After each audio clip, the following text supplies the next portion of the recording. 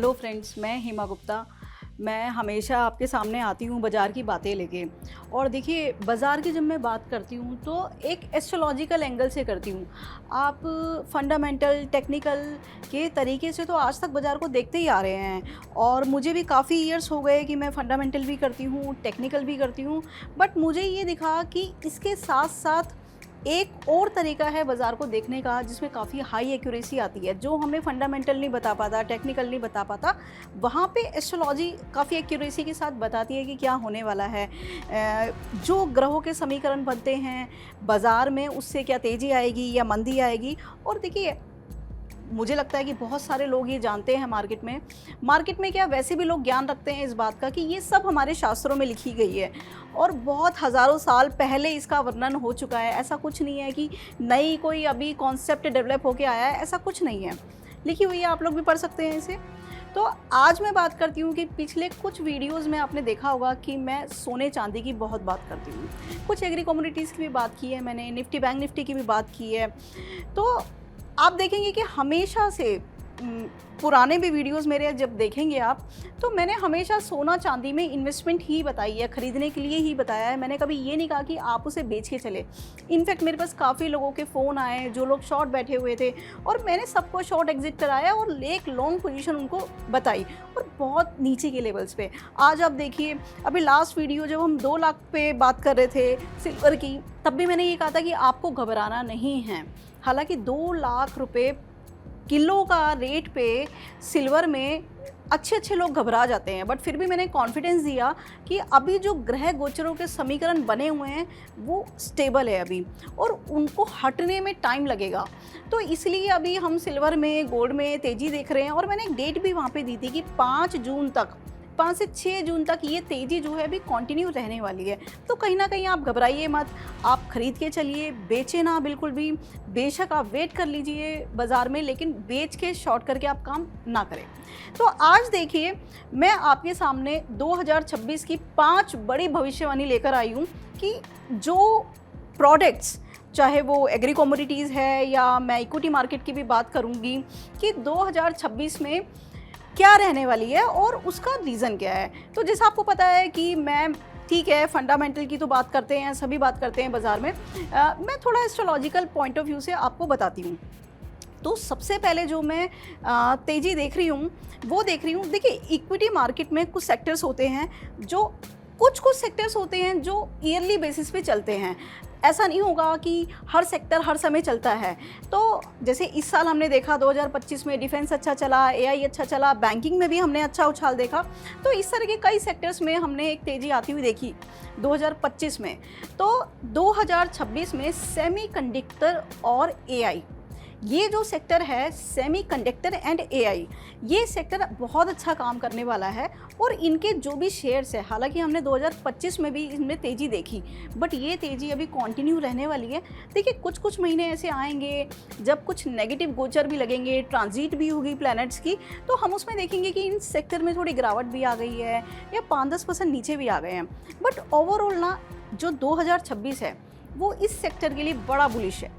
उसका मैं आपको रीज़न बताती हूँ। देखिए, 2025 के स्टार्टिंग में राहु का ट्रांजिट हुआ एक्वेरियस में, कुंभ राशि में। और जो कुंभ राशि है ना, वो स्पेस की राशि है, और राहु जो है वो स्पेस का ग्रह माना जाता है। और वो क्या करता है, इस राशि के जो भी आप ये कहिए, जो भी प्रोडक्ट है, जो भी सर्विसेज है, उनको मल्टीप्लाई करता है। बिकॉज जो राहु है ना, राहु का काम होता है मल्टीप्लाई करना, मल्टीप्लायर करना, राइट।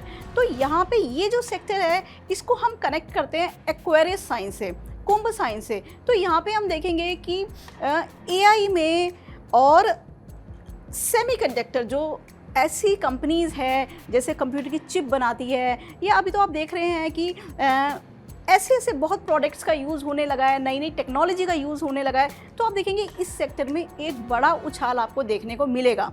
और मैं आपको ये भी कहना चाहती हूँ, 2026 के एंड में जो राहु का गोचर होगा वो होगा मकर राशि में। राहु उल्टे चलते हैं, राहु केतु आपको भी पता है।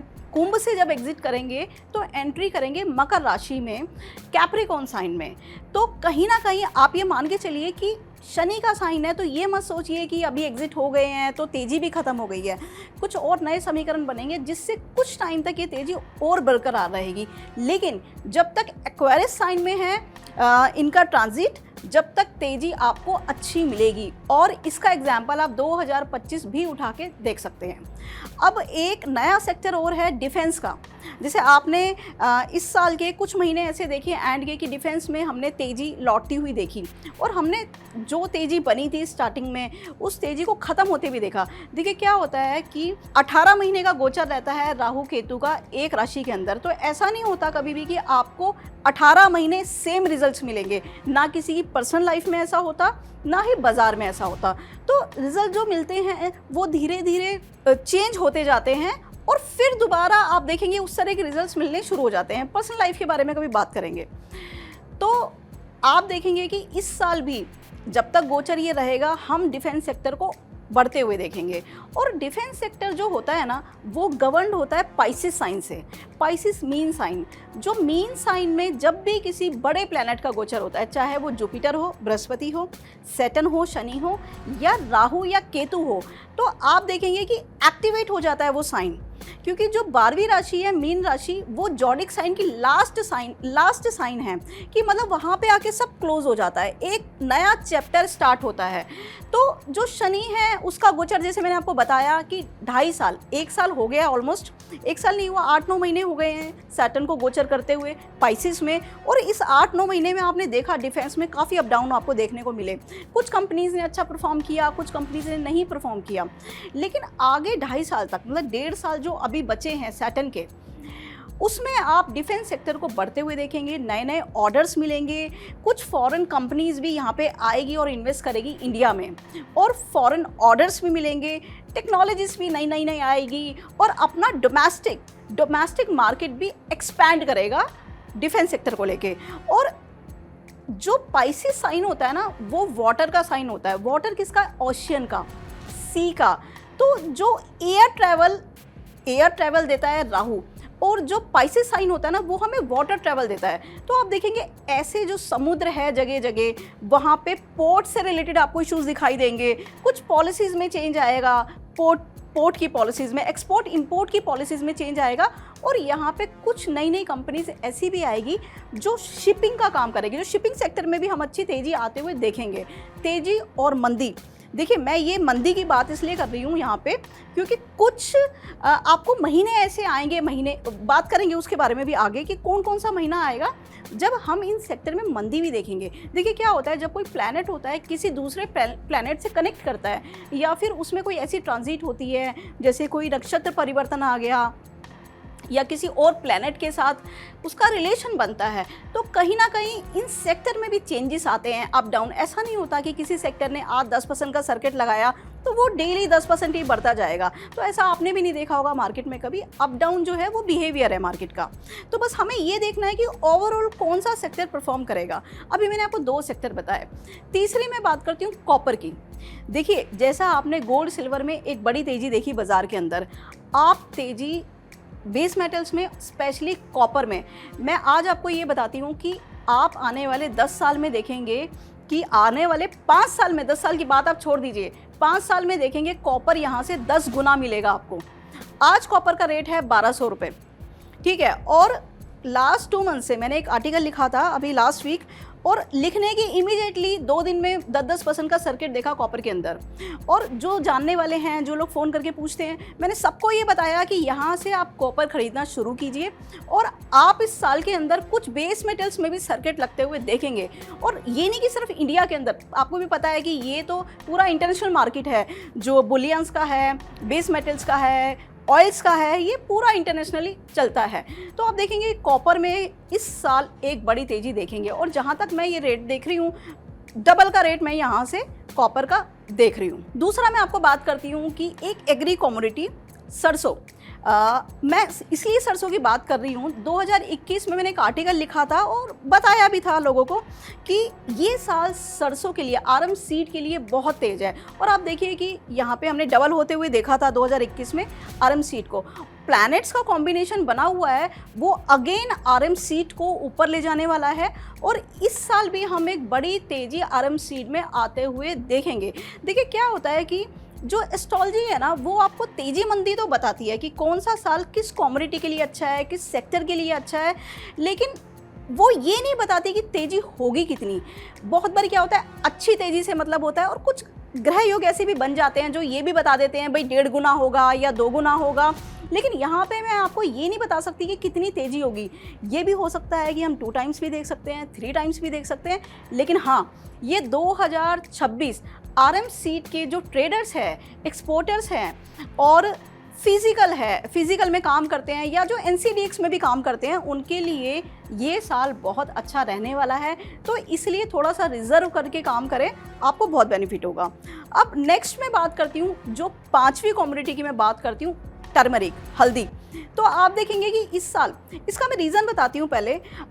2083 जो विक्रमी संवत शुरू होगा अप्रैल में 2083, जिसका नाम है रौद्र नाम का संवत शुरू होगा और ये थोड़ा सा ना सूखा लेके आएगा। कई कई जगह आप देखेंगे क्रॉप डैमेज होगी या फिर ग्लोबल वार्मिंग की वजह से। देखिए आप ग्लोबल वार्मिंग कह सकते हैं, लेकिन अगर मैं एस्ट्रोलॉजी की बात कर रही हूँ और मैं एस्ट्रोलॉजी कॉम्बिनेशन की जब मैं बात कर रही हूँ, तो वहाँ पे कुछ ऐसे कॉम्बिनेशन दिखाई देते हैं। जैसे मैंने आपको संवत का नाम बताया कि रौद्र जो संवत है वो सूखा लाने का काम करता है। तो इस संवत के दौरान, अप्रैल के बाद आप देखेंगे कि बहुत सारी जगह ऐसी है जहाँ पे एक्सपेक्टेशन के अकॉर्डिंग या फिर जो प्रीवियस हिस्ट्री है उसके अकॉर्डिंग आपको उस तरह का वेदर नहीं मिलेगा और वो वेदर में मिसमैच होने की वजह से आप देखेंगे क्रॉप की शॉर्टेज होगी, क्रॉप डैमेज भी होगी। कुछ जगह आप देखेंगे कि बारिश बहुत ज़्यादा हो गई है, डैमेज भी हो गया है और कुछ जगह आप, स्पेशली मेरे को लगता है कि साउथ में जो कॉम्बिनेशन बता रहे हैं कि साउथ में हमें एक शॉर्टेज देखने को मिलेगी। तो इसकी वजह से ना इस साल टर्मरिक, और वैसे भी देखिए जो वर्ष का राजा है, क्योंकि जब हम फाइनेंशियल एस्ट्रोलॉजी की बात करते हैं तो राजा और मंत्री का एक बहुत बड़ा रोल हम देखते हैं साल की तेजी मंदी में। तो इस साल का जो राजा है ना वो जुपिटर है, बृहस्पति। तो जुपिटर क्या काम करता है कि जिन जिन चीज़ों को वो गवर्न करता है उन चीज़ों का एक्सपेंशन का प्लैनेट है, तो वो बढ़ाने का काम करता है। तो इस साल मुझे टर्मरिक में बहुत एक तेज़ी दिखाई देती है, अच्छे रेट हम देखेंगे। तो ये जो मैंने 5 प्रेडिक्शन बताई है आपको, तो आप देखेंगे कि आने वाले टाइम में ये सब मतलब सत्य होती हुई दिखाई देगी, सच होती हुई दिखाई देगी। इनफैक्ट जितनी भी मैंने पीछे बातें की हैं, जिन जिन कॉमोडिटीज़ के बारे में बातें की है, एग्री कॉमोडिटीज़ के बारे में की है या बुलियंस की मैं बात करती हूँ मोस्टली, तो आपने देखा है कि वो सब एक्यूरेट ही होता है। तो आई होप कि ये जो मैंने बताया है आज, ये भी सब एक्यूरेट ही होगा और आप लोग इससे बड़ा मुनाफा कमाएंगे। Thank you.